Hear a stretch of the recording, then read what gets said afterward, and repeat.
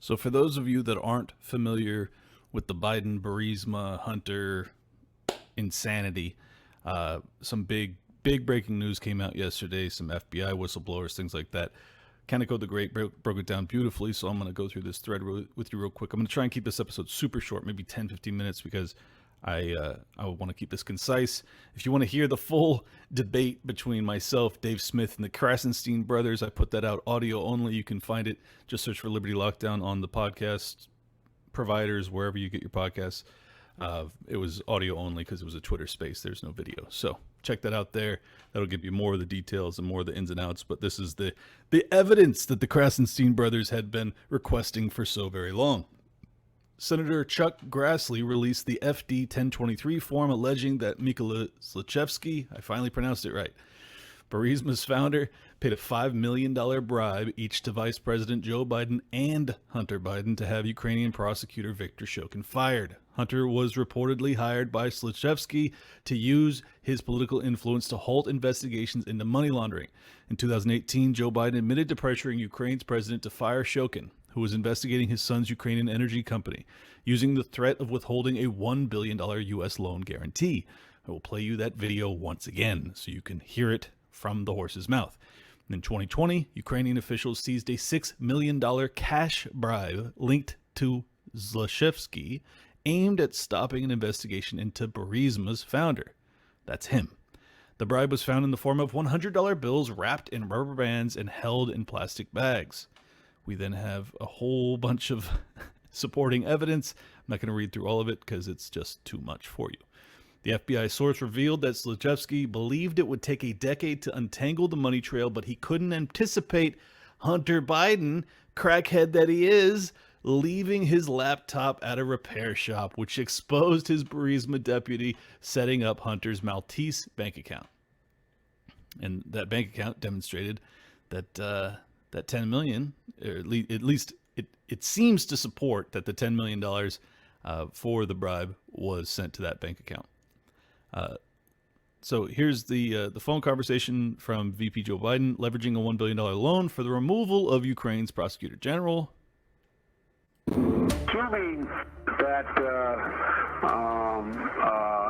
there is a new government and a new prosecutor general, I am prepared to do a public signing of the commitment for the $1 billion. Poroshenko can be heard defending the prosecutor general before saying he asked for his resignation. And despite of the fact that we didn't have any corruption charges. He says, and despite of the fact that we didn't have any corruption charges. He's got a strong Ukrainian accent, so I'm going to read it.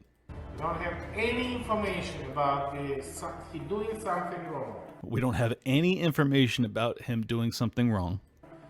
I especially asked him, no, it was the day before yesterday. I especially asked him, no, it was the day before yesterday. I especially asked him to resign. Congratulations on installing the new prosecutor general. It's going to be critical for him to work quickly to repair the damage Shokin did. And I'm a man of my word. And that now that the new prosecutor general is in place, we're ready to move forward in signing that new $1 billion loan guarantee. Yeah, that, I don't know if it's smoking gun, but it's pretty damn incriminating. And here's Joe, in case you don't believe me, bragging about it once again. Was to announce that there was another $1 billion loan guarantee. And I had gotten a commitment from Poroshenko and from Yatsenyuk that they would take action against the state prosecutor, and they didn't. So they said they were walking out to press conference. I said, no, I said, we're not going to give you the $1 billion. They said, you have no authority. You're not the president. The president said. I said, call him. I said, I'm telling you, you're not getting the $1 billion. I said, you're not getting the $1 billion. I'm going to be leaving here. And I think it was, 6 hours? I said, I'm leaving in 6 hours. If the prosecutor's not fired, you're not getting the money. Oh, son of a bitch. Got fired. And they put in place someone who was solid at the time. Afterthought, that comment at the end there. But I think it's really important to understand. He clarifies, and they put in someone in place that was solid. at the time. Like, okay, well, why do you want him fired? Well, like, why do you have to clarify that the guy that they're replacing him with, if he's so corrupt, like they're replacing him with a guy who's obviously not corrupt, right? Like, why do you have to make that clarification? Isn't that interesting? I think it's interesting. Burisma CEO said, quote, "It costs $5 million to pay one Biden and $5 million to pay another Biden to fire the prosecutor investigating his company. Don't worry, Hunter will take care of those issues through his dad," end quote. Although Hunter, quote, "was stupid and his dog was smarter," end quote. Yeah, pretty wild. I'm going to actually read you this because it's not too long. 2 months after the aforementioned Burisma meeting in Ukraine, CHS traveled to Vienna, Austria with Ostapenko and met with Mykola Zlochevsky at an outside coffee shop. The trio continued to talk about the feasibility of Burisma acquiring a U.S.-based entity. CHS recalled this meeting took place around the time Joe Biden made a public statement about former Ukraine Prosecutor General Viktor Shokin being corrupt and that he should be fired, removed from office. CHS told Zlochevsky that due to Shokin's investigation into Burisma, which was made public at the time, it would have a substantial negative impact on Burisma's prospective IPO in the United States. Zlochevsky replied something to the effect of, quote, "Don't worry, Hunter will take care of all those issues through his dad," end quote. CHS did not ask any further questions about what that specifically meant. Well, we know. You can listen to the debate with the Krasensteins as Dave and I make it explicitly clear. CHS asked Zlochevsky why Burisma would pay $20 to $30 million to buy a U.S. company for IPO purposes when it would be cheaper to just form a new U.S. entity or purchase a corporate shell that was already listed on an exchange. Zlochevsky responded that Hunter Biden advised Burisma it could raise much more capital if Burisma purchased a larger U.S.-based business that already had a history in the U.S. oil and gas sector. CHS recalled Zlochevsky mentioned some U.S.-based gas businesses in Texas, the name of which CHS did not recall. CHS is confidential human source. Burisma as nobody in the U.S. Into Burisma as nobody in the U.S. would invest in a company that was subject to... CHS advised Zlochevsky it would be problematic to raise capital in the U.S. given Shokin's investigation into Burisma, as nobody in the U.S. would invest in a company that was subject of a criminal investigation. In other words, in order to make this transaction happen, they had to get Shokin fired so that the investigation would be dropped. CHS suggested it would be best if Burisma simply litigate the matter in Ukraine and pay some attorney $50,000. Zlochevsky said Burisma, would likely lose the trial because he could not show that Burisma was innocent. Zlochevsky also laughed at CHS's number of $50,000, not because of the small amount, but because the number contained a 5, and said that it cost $5 million to pay one Biden and $5 million to another Biden. CHS noted that at the time, it was unclear to CHS whether these alleged payments were already made. CHS told Zlochevsky that any such payments to the Bidens would complicate matters and Burisma should hire, quote, some normal U.S. oil and gas advisors because the Bidens have no experience with that business sector. Oh, and yet Hunter Biden was sitting on their board. Interesting. Zlochevsky made some comment that although Hunter Biden was stupid and his dog was smarter, Zlochevsky needed to keep Hunter Biden on the board, quote, so everything will be okay, end quote. Exactly as I said, forever. CHS inquired whether Hunter Biden or Joe Biden told Zlochevsky he should retain Hunter Biden. Zlochevsky replied they both did. So Hunter and Joe told him to hire Joe, or Hunter to hire Hunter. CHS reiterated CHS's opinion that Zlochevsky was making a mistake and he should fire Hunter Biden and deal with Shokin's investigation directly so that the matter will remain an issue in Ukraine and not turn into some international matter.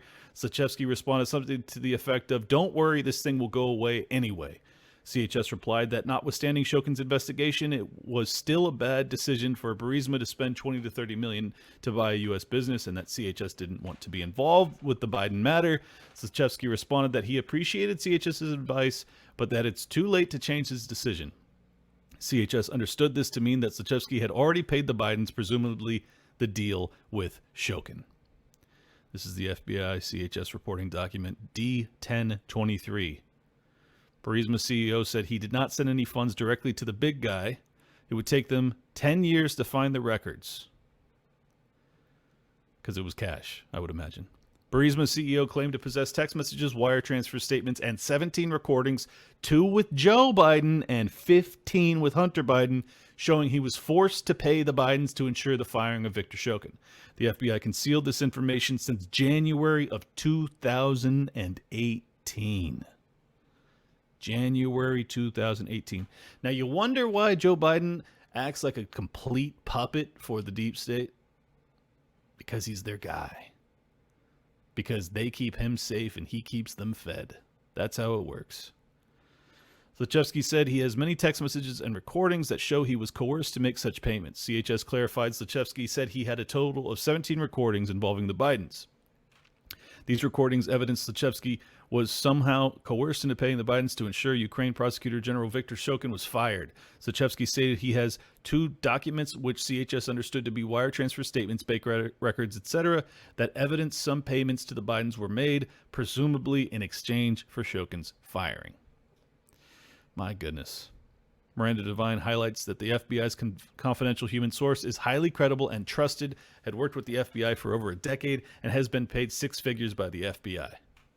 So there you have it. Quick enough breakdown for you. I hope it makes it clear. And look, it's not like until we know who the CHS is, until we have actual documentation that proves out that the $5 million to both of them actually hit their accounts, I think it's pretty damn clear at this point. But if it was done in cash, if it was done through shell companies, through wires, through cryptocurrency, who knows how they did it? I don't know. I don't know, honestly, that we'll ever find out. And even if we do find it, do you think that the DOJ is going to prosecute? Probably not. It's going to require a complete overhaul of our system for them to actually see charges. But I think it's very important for my audience to understand that contrary to what the corporate media is going to tell you today, which will be nothing about this story, this is damning, absolutely damning information. So I just wanted you guys to be aware. Don't allow the corporate news to lie to you. Don't allow them to downplay it. If you want to see reform, if you want to see prosecutions, make your voices heard. It's the only thing we can do. So you might be thinking to yourself, why wouldn't the DOJ have been investigating this back in, 2014-15 when Hunter was doing all these shady deals, right? Guess who was in charge of the DOJ for that particular investigation at the time? Take a guess. According to Julie Kelly, the head of DOJ's Public Integrity Unit, the section responsible for investigating criminal abuses of the public trust by government officials from August 2010 until January of 2015, was none other than, drumroll please, the very same man who's responsible for prosecuting Donald Trump when it comes to January 6th, the special prosecutor Jack Smith. Oh, it's so spicy. Oh, my goodness. It's ridiculous. Let's wrap it up with this. Donald Trump. Let's hear what the Trumpster has to say. You know, he's always good for some funs.